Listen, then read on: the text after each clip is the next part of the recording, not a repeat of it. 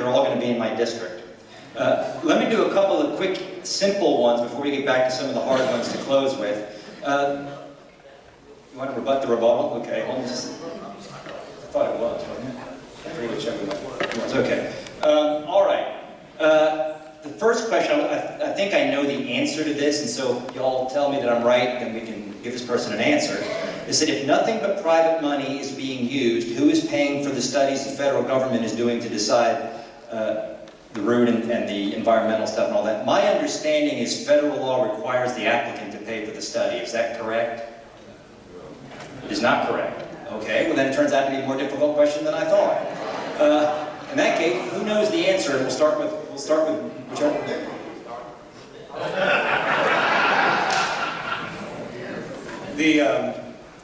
The Federal Road Administration put out a procurement and they hired an environmental consultant called AECOM, offices all over the place. FRA directs AECOM to do work, and then AECOM sends us the bill for it. So we are paying for all the work that's being done as part of our environmental review process. So before you can determine the impact of a structure, you have to design the structure. So we do that. We pay engineers to design it. And then FRA has different field studies to do, and they also check the work we do. But we pay for all that by the hour, and that's been a multi-million-dollar effort, and that is not the norm. That is an aberration. Now, I can't think of a project that is paid to regulate itself. Shows you what I know about federal law.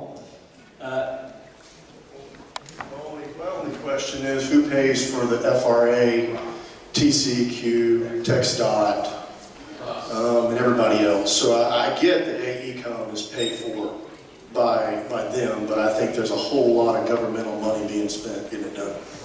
But now that's also true. I mean, we regulate the heck out of business in this state, and that's true of all of it. And we'd like to see a little less of that to begin with. Here's another question that I hope is simple. It says, is there a detailed map of the route through Harris County that's available to the public? I know this is available to the public because I was able to pull it up, and if I can pull it up, anybody can. And it gets more detailed as you drill down. I don't know if the entire county is covered. My staff just pulled the 2 segments that went through my district. So I will ask both of these folks if they're, and the opponents might have one on their website, and the proponents might have one on theirs, but where can folks go to find a map of the route through our county?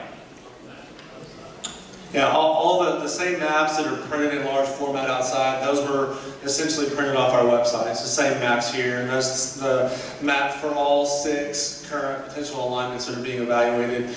And as soon as additional alignments, or as soon as they're narrowed down as part of the environmental review process, those maps will be made public as well.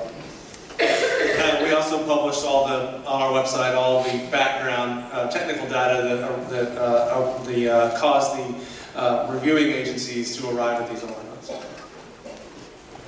Okay. All right. Now we have several questions here that are along the same lines, which are essentially how will this alleviate traffic in the 2 major cities that are at the endpoints of it if the stations aren't downtown, if they're out on the outskirts? So I'll start with you guys for that.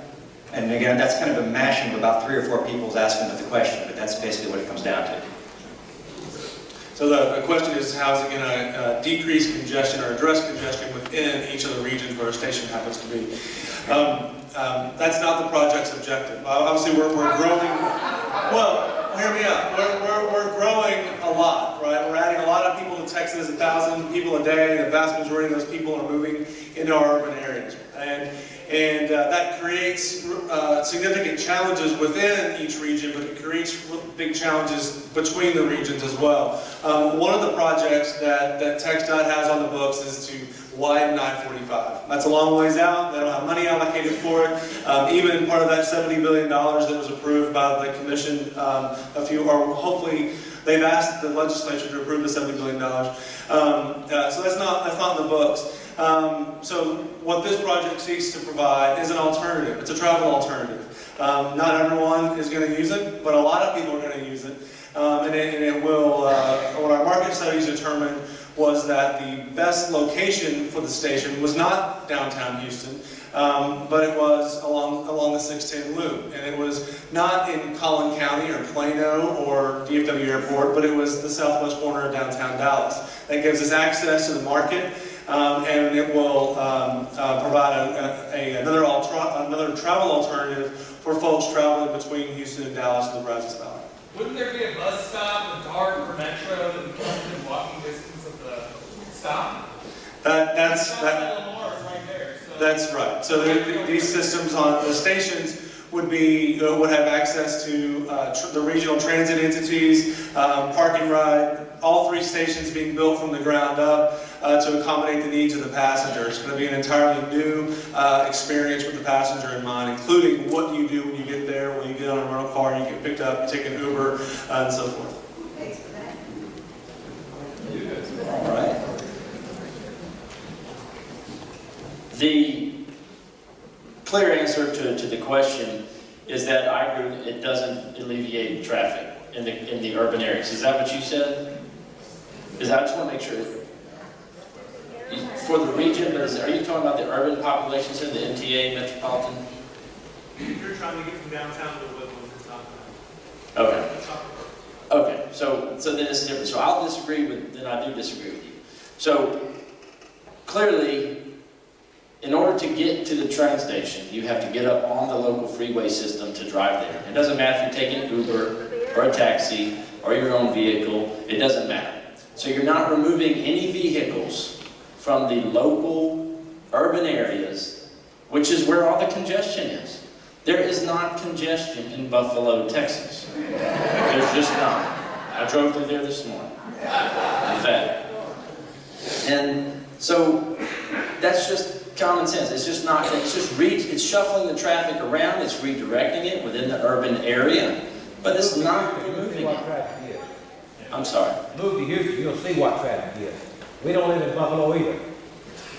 Okay, well my point is, it's not removing any traffic from Houston. I think everybody understands you gotta drive to get to the station. All right, now let's be courteous to our various combatants here and give them a chance to answer the question.